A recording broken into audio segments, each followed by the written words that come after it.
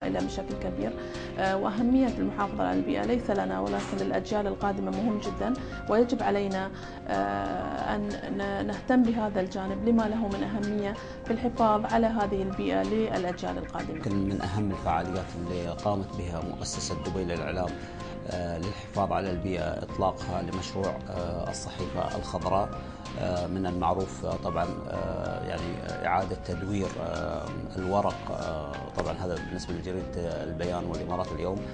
تم إطلاق هذا المشروع لتدوير الورق بحيث يعني يحافظ على البيئة وفي نفس الوقت يعني تقوم بتطبيق مفهوم يعني ومعايير البيئة من خلال هذا يعني المشروع. أحب أؤكد أن البيئة هي مسؤولية الجميع، هي ليست مسؤولية أحد الجهات، لذلك التعاون مهم، التوعية مهمة، والثقافة في هذا المجال مهم جدا. وأنا أعتقد في إمارة دبي أن هناك يعني مستوى التوعية والثقافة في هذا الموضوع يرتفع يوم بعد يوم بناء على الجهود الجهات المعنية في الإمارة.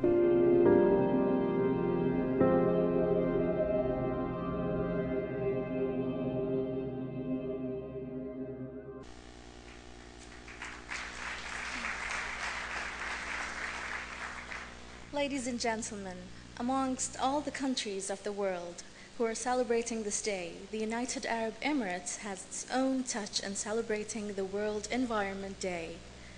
Please welcome with me Mrs. Naomi Poulton, representing the United Nations, who came all the way from Nairobi to be with us today.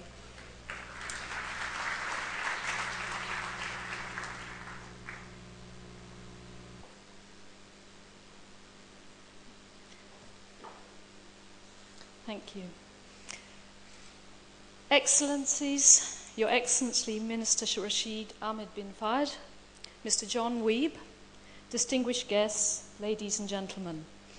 I'm delighted to be here in Dubai tonight on behalf of the United Nations Environment Programme to talk about positive consumer change, more sustainable living, and most importantly, to celebrate World Environment Day here in the United Arab Emirates.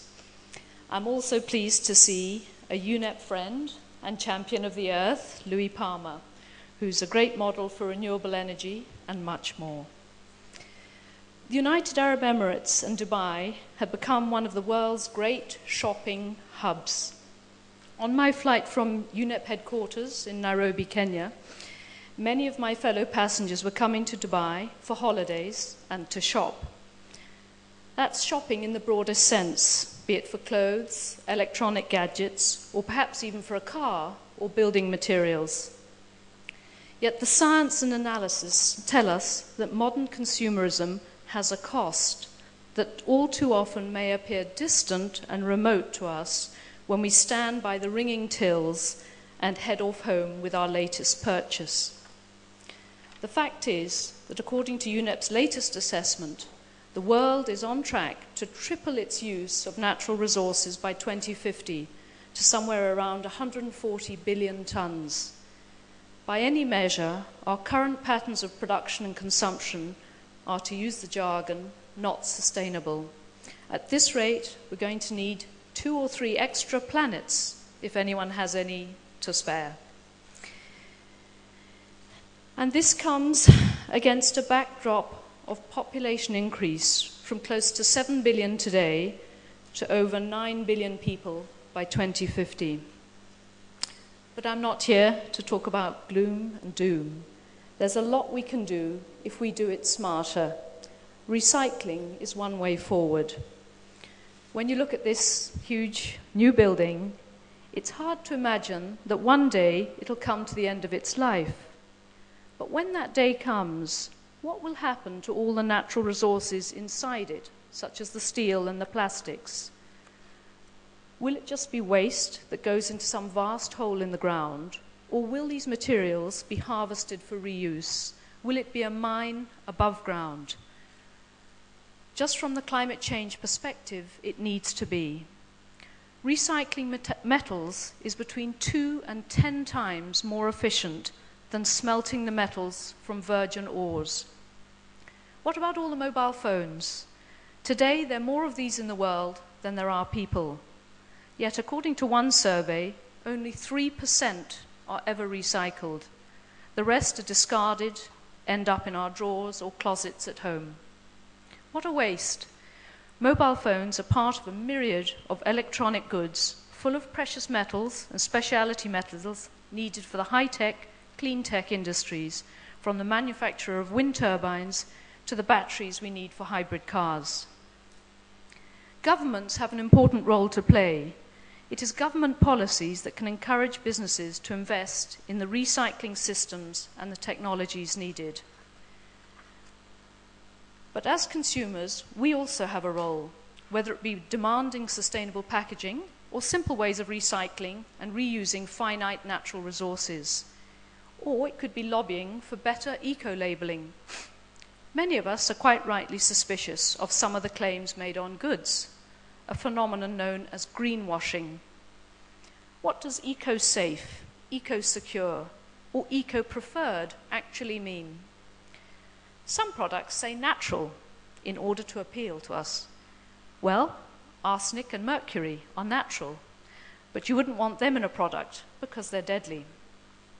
Or why would an aerosol say CFC-free when CFCs were banned from such products years ago because of the damage they do to the ozone layer? Again, governments have a role to play, but so do consumer groups and associations. So we urge people to join them, support them.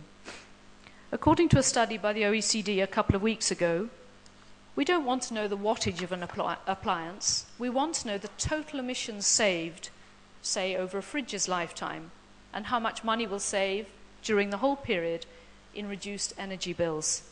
We have a real choice then. Certainly the boom in eco-labels tells us one thing. Companies know we are interested in sustainability. And it's not just middle people like me and perhaps you. UNEP's new global survey for sustainable lifestyles questioned 8,000 young people in the 18 to 35 age group across 20 countries. The survey showed that the top two challenges for these young people were poverty and environmental degradation.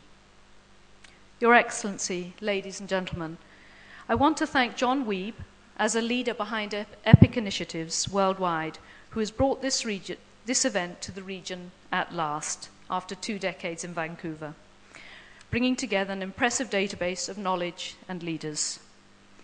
I'd also like to thank Dubai Events and Promotion under the Department of Economic Development for their support at this event, and we honour the sustainability leaders. We need leaders and role models to inspire all of us into greater engagement on the challenges for this generation, including the shift not necessarily to less consumerism, but sustainable consumerism.